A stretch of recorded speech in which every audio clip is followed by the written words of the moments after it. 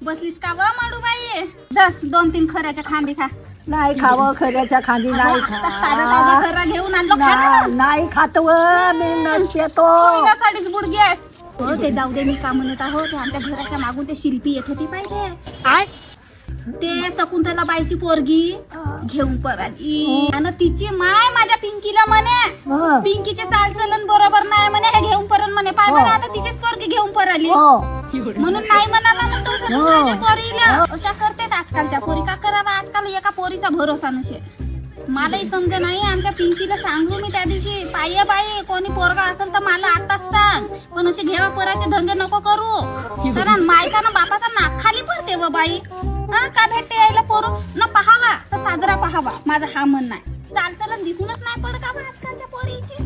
आमची पिंकी तशी नसे मा, मस्त घरचे काम करते बाई, असे दनो काम करते बा. मोठ्याच्या गुंडाईनं पाणी भरते. आता तुला का सांगू मा, आता धान कापायला जाईन म्हणत आहो मी.